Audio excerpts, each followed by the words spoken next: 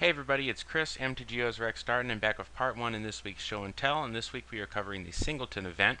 And the deck that came in what appears to be second place in the Singleton event was PK23's Goblin Singleton list. And he sent this in to me. It's basically a combo list.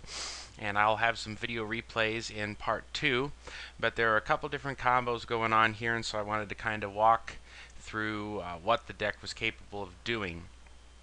And there are, on one hand, a set of infinite guy combos, the typical Kiki and Splinter Twin sort of things that you see.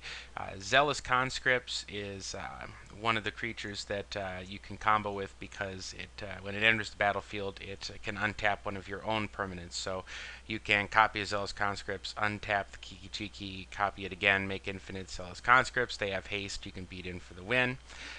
Restoration Angel, you can copy that, use that to flicker the Kiki-Jiki, copy again, and make an infinite number of angels, which again will have haste on account of Kiki-Jiki's ability. You can also use Splinter Twin with these, and if some of these sack ability guys die, and this goes for either one of these, either the sack combo or the tap combo stuff, Necrotic Ooze can help you recover your combo and put together from stuff that might be in your graveyard the bits of the combo that you need. So is an interesting inclusion here. So that's sort of your infinite army combos. The other side of this that Kiki-Jiki also combos with is these sack outlet combos. And one of the ideas here is you get Kiki-Jiki to wear a Thornbite staff. And the important part of the Thornbite Staff isn't the tap ability, it's the fact that when a creature dies, you get to untap that creature. Also the fact that when Kiki enters the battlefield, if you have Thornbite Staff out, you can equip it to him for no cost, so you can immediately go off without having to spend any additional mana. The ability to untap whenever a creature dies allows you to do some interesting things with some of your sacrifice outlets. You can use Kiki-Jiki to copy something, and then if you can sacrifice it for some effect, a Goblin Bombardment, say, to deal a damage to a player, you untap Kiki, he can make another copy, do the same thing. If you have a Skirk Prospector, you could use this to make infinite mana and perhaps be able to cast something else that you would need to go off that turn. Goblin Sledder, you can use that to basically make an infinitely large guy. And you don't always have to go infinite. Sometimes you're just using Goblin Sharpshooter to get a ton of value. If you've never had the opportunity to play with him, and I know a lot of Goblin decks don't include him because he's one of the more expensive goblins in the traditional Goblin shell, but he can do a lot of wild and crazy things. Apart from the ability to pick off an aggro army pretty quickly, the Goblin Sharpshooter's ability to untap whenever a creature dies, in combination with some of these sack outlets, can allow for some brutal turns where you just really wipe your opponent's board.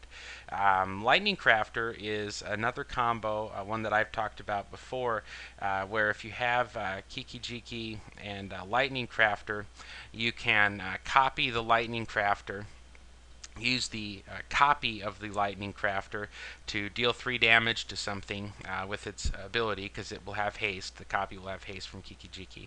And then if you have any sacrifice outlet out, as long as you've championed Kiki-Jiki with the Lightning Crafter, then when the Lightning Crafter gets sacked, Kiki-Jiki will come back into play untapped with haste, and he can once again copy the original Lightning Crafter, have the token do 3 damage, whatever. So you can use Kiki plus Lightning Crafter and any sack outlet to do infinite damage as well. Aiding him in putting these various combos together, he has some tutoring tools here. Since this is Singleton, he's got a Birthing Pod, which can also do some nice things in combination with like Murderous Red Caps and all this other jazz. And of course Kiki himself loves to see a Murderous Red Cap in play. Bargot Harbinger allows you to search for a Goblin card, put it on top, Goblin Matron, search for a Goblin card, put it straight into your hand. And of course, Stoneforge Mystic, who is permitted off tribe only in Singleton weeks in this event, shows up here entirely to tutor for the Thornbite Staff. However, as an alternate, if it is better in the current board state, she can pick up the Basilisk Collar as well.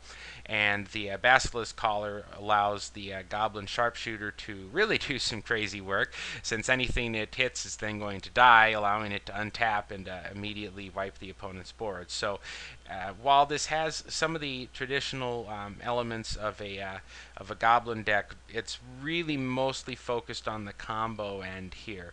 And a lot of these guys that you would see supporting, say, a Goblin Swarm Horde are really just there to speed up your combo by, say, giving everybody haste. And so it's an interesting way to approach Goblins, not the load up on 1-drops and play some horrible stuff like the Cadets, approach, but instead just go for some of these interchangeable combo parts that it gives you, and then splash what you need off tribe. So very, very nice deck there. Was not able to bring down the event. It did lose in the finals, but a very interesting deck nonetheless, and I will show you some highlights from that in part 2, so stick around. Stick around, assuming that I can make this thing stop. No, there we go.